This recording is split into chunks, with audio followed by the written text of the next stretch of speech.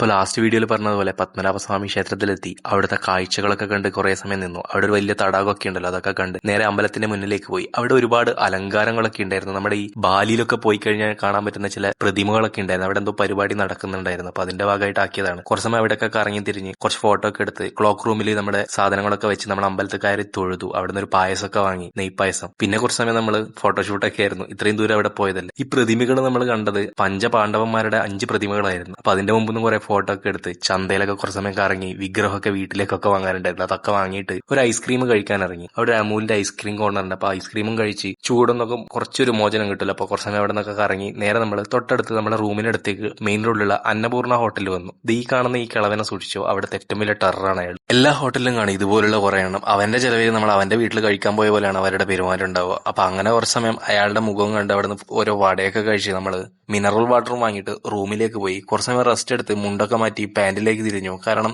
വിഴിഞ്ഞം ഫ്രൈ കഴിക്കാനായിരുന്നു അടുത്ത പ്ലാൻ. ഈ സോഷ്യൽ മീഡിയയിൽ കണ്ട ഒറിജിനൽ വിഴിഞ്ഞം ഫ്രൈ കുറച്ച് ദൂരെയുണ്ട്. അവിടത്തേക്ക് പോകാൻ കുറെ ദൂരമുള്ളതുകൊണ്ട് നമ്മൾ തൊട്ടടുത്ത് വേറെ ലൊക്കേഷൻ കണ്ടപ്പോൾ ഒരു ഊബർ പിടിച്ചിട്ട് അവിടത്തേക്ക് പോയി കഴിക്കാന്ന് വെച്ചു. പക്ഷെ അവിടെ പാഴ്സൽ മാത്രമേ ഉള്ളൂ, ഡൈനിങ് ഇല്ല എന്ന് പറഞ്ഞുകൊണ്ട് നമ്മൾ റൂമിലേക്ക് വാങ്ങാന്ന് വെച്ചു. അങ്ങനെ കുറച്ച് സമയം അവർ വിഴിഞ്ഞം ഫ്രൈ ആക്കുന്നതൊക്കെ നോക്കി അവിടെ ഇരുന്നു. സോഷ്യൽ മീഡിയയിൽ മുന്നേ കാണുന്നതാണ് തിരുവനന്തപുരത്തെ വിഴിഞ്ഞം ഫ്രൈ. അപ്പൊ അങ്ങനെ അതും വാങ്ങി. അതിന്റെ കൂടെ 2 സർബത്ത് കൂടെ വാങ്ങി മധുരം കൂട്ടിയിട്ട്. കാരണം ഇതിൽ മുളകൊക്കെ ഇടുന്ന കണ്ടപ്പോൾ തിരിച്ചു നല്ല എരിവുണ്ടാവും എന്നറിയാം. അപ്പൊ മധുരം കൂട്ടി ഒരു സർബത്ത് കൂടെ ആയാലും ഒരു മുൻകരുതലായല്ലോ എന്ന് കരുതിയിട്ടാണ്. അപ്പൊ അങ്ങനെ വിഴിഞ്ഞം ഫ്രൈ ഒക്കെ കഴിക്കാൻ തുടങ്ങി. ആദ്യമൊന്നും വലിയ കുഴപ്പമുണ്ടായിരുന്നില്ല. പിന്നെ കണ്ണിൽ നിന്ന് പൊന്നീച്ച മാറിക്കൊണ്ടിരുന്നായിരുന്നു. ബാക്കി തിരുവനന്തപുരം കാഴ്ചകൾ അടുത്ത വീഡിയോയിൽ.